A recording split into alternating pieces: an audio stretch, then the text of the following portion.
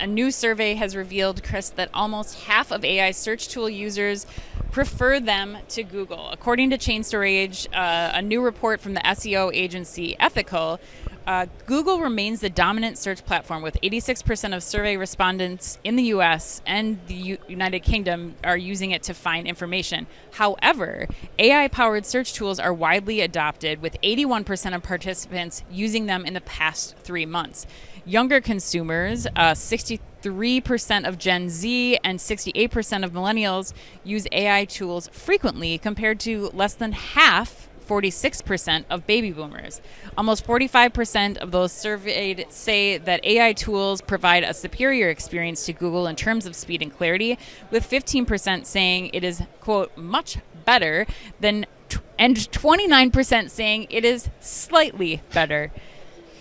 I got one more percentage for you. All right, nearly great. 60%. Nearly 60% of respondents told Ethical that they use AI tools to research products or services before buying. 60% though. That's a lot. Yes. Chris, are you surprised that almost half of AI search tool users prefer them to Google? And AI search tools, as we're talking about it, ChatGPT, Perplexity, Gemini, whatever you want to. Whatever your flavor is. Ann. Whatever your flavor is. Yes. I'm not surprised. Yeah. Are you surprised? No. No, I'm not surprised. Not at all. And I mean, just the amount of times my mother and my wife and my friends use it, like, I'm not surprised by this at all. My big question for me, and I'm curious about this because I've seen a lot of people start to poo-poo this on LinkedIn, particularly some people that I really respect. I'm not going to call them out here because I want to actually talk to them first before I do. But they've been poo-pooing the movement towards agentic AI. And so what I think is really interesting about this is the agentic AI movement, we're not even in inning one of that yet.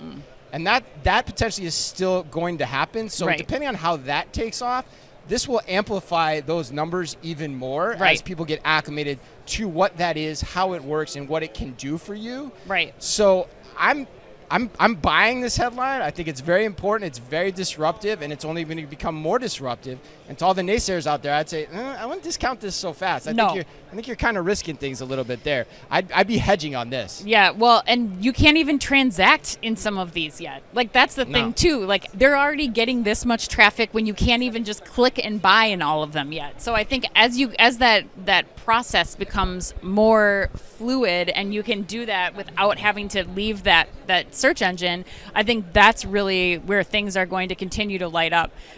The other thing, and I'm teasing, we have an amazing podcast coming up with David Dorff next week of Amazon. The other time, the other time I want to look back at this data, Chris, is after the holidays. Because I'm curious, now that we've had ChatGPT or large language search in all of our lives for over a year, pretty widely adopted. Oh yeah. Now I'm curious to see how much this increases after the holidays and during gift giving season, because I would venture to guess that we're going to start to see even more adoption as more people start to use this, because it's so valuable. Yeah. It's a much better experience.